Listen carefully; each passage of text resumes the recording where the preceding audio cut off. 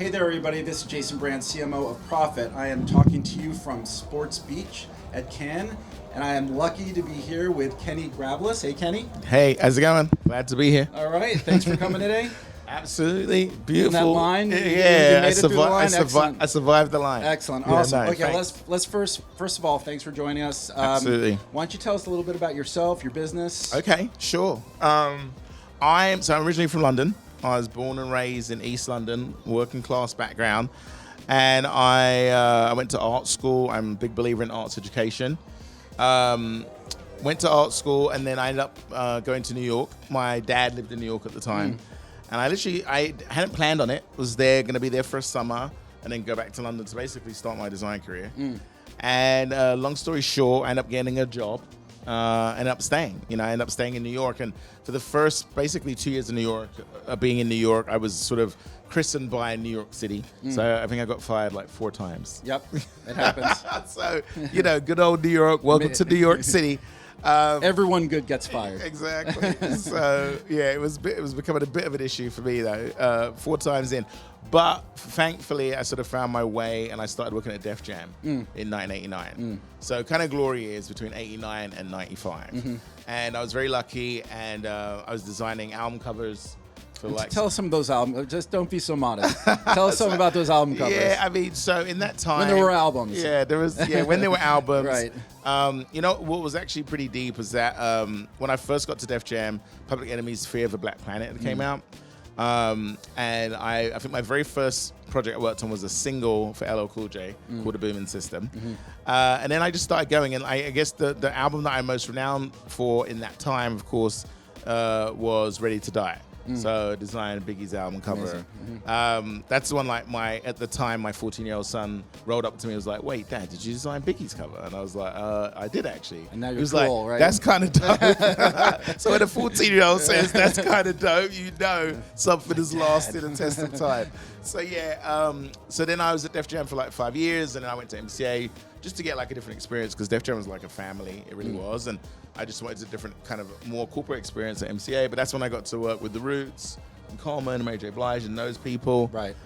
So I sort of did that, and then we started our agency in 2000, basically. We would, in the beginning, all we did was music for the first 4 years, and then the music industry started kind of heading downhill. Yeah. iTunes, like all of that, and it wasn't that people didn't need album covers, just didn't want to pay for them. Right. You know what I mean? It was like so. And then from there, we tried to make this transition into TV film, which, we thought was going to be easy, because we're like, oh, we're doing all this cool music stuff. Like, of course, we can just transition, but it's just 2 different worlds, to be honest. Yeah. 2 different, all the executives are different. Right. It's just a different language. Creative process, Yeah, I'm sure. the process is different.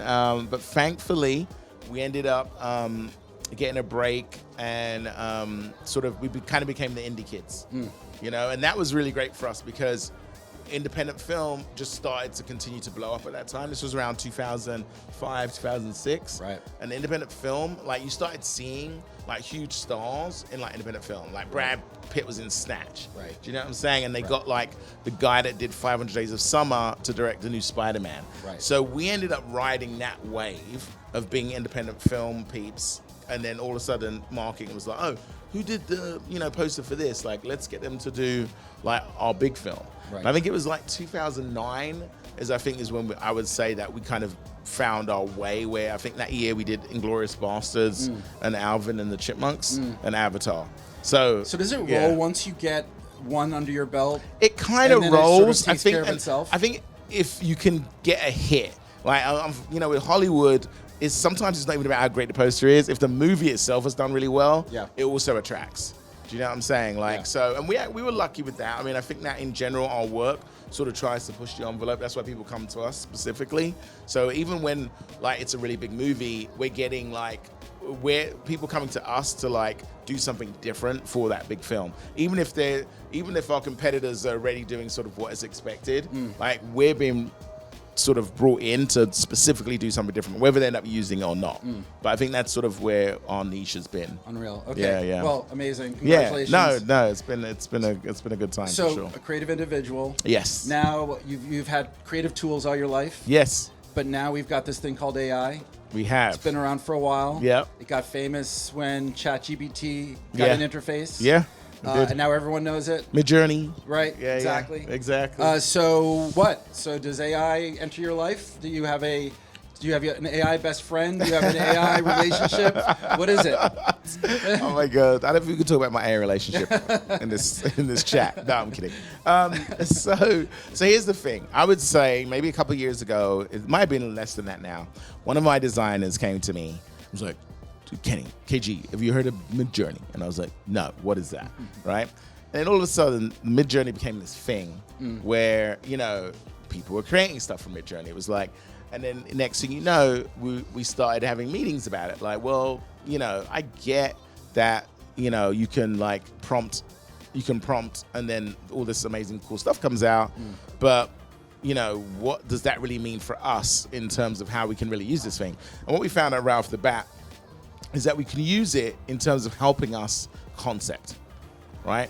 But it is a little bit of a different story in terms of it being an actual we can actually pitch this to a client. Because it's very important in our business, at least, that where all your assets come from. So we'll do, for instance, we'll do a photo shoot, right? Let's say you do a photo shoot, for a celebrity, Michael B. Jordan, whoever it is.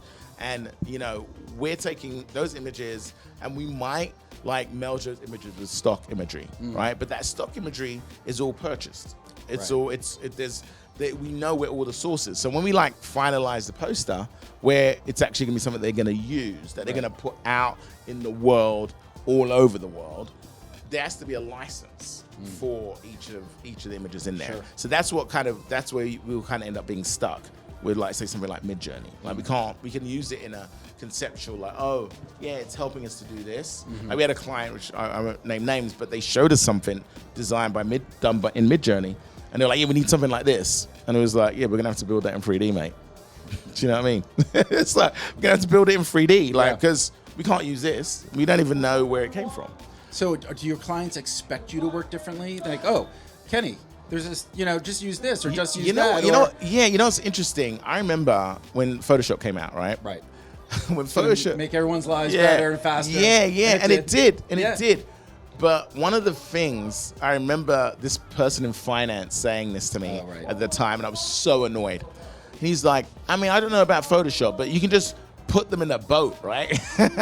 He's like, you can just put them in a boat in the sea. And I remember being so annoyed because I was like, man, you don't get it. Do you know what I'm saying? And in a way, I feel like AI is a version of this. And what I mean by that is, okay, if I ChatGPT put someone in a boat, there's a million ways to put someone in a boat. Sure.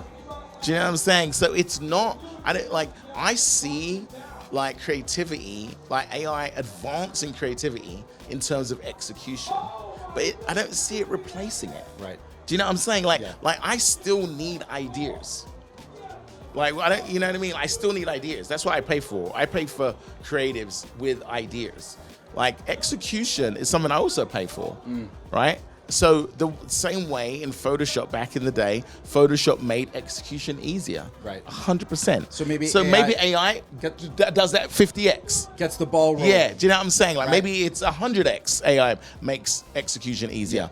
But what it doesn't do, it doesn't replace creativity, if that makes sense. At least for us. Do you think people who are uninitiated or not quite, or listen to the hype, or they're not exactly sure what it is quite yet, they may know some brand name terms. Yeah. It will require the world to get used to it. 100%. In order for us to do our job. Yeah, and also, I think, don't get me wrong, it's not like AI is going away. Do you know what I'm saying? It's going to get developed. Genie's out of the bottle. Yeah. Genie's out of the bottle. It's going to get developed, but I still believe it will get developed and used as a tool. And I think at least, and I can't speak for data and all that stuff. Do you know what I mean? I'm just talking purely creative right now. Do you know what I'm saying? And it's I can't imagine creatives sort of just doing this. Right. And then, stuff just happening. And I know a lot of people are like, hey, you know what? So AI is going to learn all this stuff, and then it's not gonna need source material anymore, and it's just gonna like make this stuff. I think there's a middle ground. I'm not even saying that might not eventually happen, but I think there's a middle ground, and I also think, again, when that happens, there's still so much creativity needed in that. So when you look for talent, yes, are you using that as a barometer? At least, what's your relationship with AI? Is that a question that comes up? Not for me. Okay. Yeah, my questions are purely creative. Like, how do you think? Right. Like, how do you think about a problem? Good. Do you know what I'm saying? Because AI is just still tools. Cool. Yeah, it's just still tools. It's like, at least on the creative side. Right. Do you know what I'm saying? It's tools to advance my vision. Yeah. And that's kind of how I see it right now. And I could be completely wrong about this. Like, I come back. We can do this again next year. I'm like, oh shit. We'll check in once a year. I'm like, oh my god, bro, I'm out of a job. Like, Fox aren't hiring us anymore, dude. Like, do you know what I mean? I could be telling you that. I'm just basing it off what I do think that there's this middle ground, right, between make a building, you know what I'm saying, and the building is like exactly what was in the back of my mind. Right. I think there's a middle ground between that and the process of, sort of, I don't know, like creating a place for AI to go to get imagery that you want, to give you options of things. Right. If that makes sense. I love it. Yeah. I love it. We'll leave it there. Yeah. Kenny, pleasure, man. All right, mate. Thank you very much. Nice one. Have a good event. Yeah. Thank you. Okay. Awesome.